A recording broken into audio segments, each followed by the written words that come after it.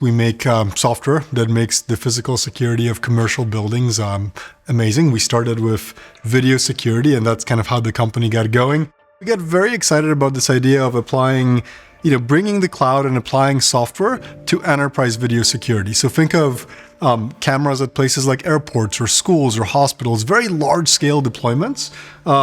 We felt like the technology there was really lacking. It was really, for years driven by hardware innovation. And so we thought we could, really meaningfully change it with software. And that was the beginning of the company. In the early days, I think, even before the first prototype, what you start doing, or what we at least started doing, is we called anyone and everyone who would pick up the phone. Essentially tell them what we were thinking and what we wanted to build. And for the first few calls, people are not excited. They're like, what are you talking about? How are you going to do this? They just think of objections. But as you sort of think of solutions to these objections, the calls become much more productive and people start nodding and smiling and they're like, hey, so when can you send me the beta? The very, very first version looked very funny. It was a Raspberry Pi based, kind of camera, we just hacked it together. The supply chain was Amazon.com.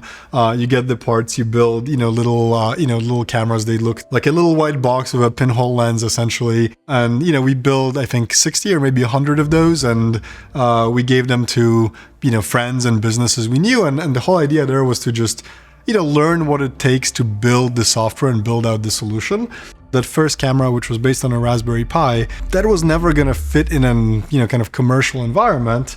But man, it was so valuable to build it because we could, evaluate different streaming technologies and learn about the challenges of local storage. So all these problems that we later encountered, we now already started solving. And so by the time the product was, sort of beginning to sell with customers, okay, we had fewer bugs, we had ideas of how to navigate them.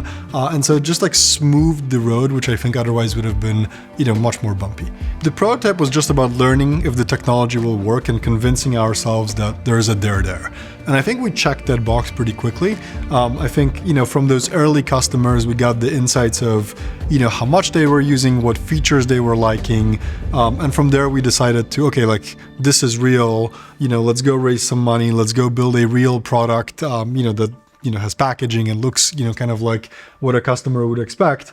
I remember in the early days of the company, going on site to a lot of customers and doing a lot of installs hands-on, right? This is, again, before we had, a partner ecosystem, before, we had installers that wanted to work with us. We would literally get in and fly to the customer and, get some drills and put up cameras. And it was good times. And we learned a lot from that. The first few customers, you just do whatever it takes to get the customer, deployed as fast as possible, and then stay close to that customer to learn what's working for them and what's not working for them. The Beverly Hills Equinox, that was one of our early customers. The gym would close at, I think it was midnight, and they told us we had 5 hours until 5 a.m. And next thing I know, I'm, on a ladder and pulling cable. And, that worked fantastic, right? Because we did that. We pay attention to the details. We got it working for them that day. And they were so happier as a result of that client just kept growing with us over the years to come. 2018 was our first year of sales. I think, in the first couple of months of that year, we got enough pull and demand on the camera front where, it was like that validation moment. It was like, it's been 2 years, we've been building this thing. We sort of always thought it was cool, but at that moment, I think, it really crystallized that whatever we built is beginning to work for the customers. Those next 2 years were crazy. We were, barely keeping up with production. We had to scale all the systems. So, a lot of things had to happen in the span of the next 12, 18 months after the demand pull, after that initial product market fit, to really now deliver on everything that customers were hoping that this solution was going to do for them. And I think that in itself was a very formative and tricky part of the journey. When you have that demand pool, you follow it and you work as hard as it takes to just make it happen. It was, focusing the customer on the software experience much more so than how they thought about cameras before, which was, how many megapixels and what lens. We shifted that conversation to software. The customer then really wanted to get their hands on the software. And so we did two things. One was we built features where directly on that Zoom call, I could share access to the cameras and the customer could immediately get that feeling of, oh, wow, I'm using it, it's simple and it works well. And then the second bit we did was we were very aggressive with sending trial units, right? So we would The moment we had a positive signal from the customer, we would get them a camera. We made sure that process was seamless, was fast, was easy.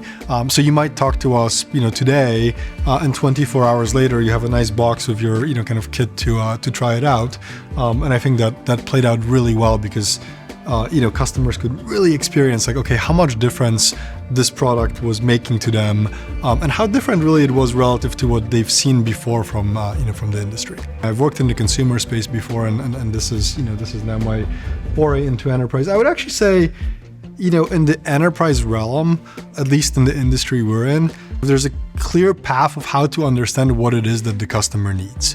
My perception is if you're willing to do the work, and you're willing to have the customer conversations, and you're willing to get on the plane and get out of your bubble and see how customers are using different solutions, building a picture of what will work for them, it's sort of more of a well-defined process than it is a guessing game. I certainly didn't have that experience when I was in the consumer land. I think in the enterprise segment, it's much more about studying what the problems are. And I think maybe one of the mistakes that I see is, sometimes folks listen to the customer for what they want as the solution, as opposed to listening to find out what is their problem. If you take the example of cameras and Verkada, if you talk to our customers on the surface, I think what you might get is they want a sum of their favorite features from all of the competitors. I think if you took the best features from all of our competitors and you put it into one product, you'd build a bloated product with a bunch of, not so great features. But I think if you dive a level deeper in that conversation and you try to understand why they want these features, what they're trying to do with it, how they're using the system, if you go to the customer and have them show you their workflow and take notes about, the things that are broken, that's when you start identifying the problems. The job, I think, of the product manager, maybe the founder in some cases, right? It's let's find the problems, and together with engineering, you want to invent the new solution or the new idea to these problems.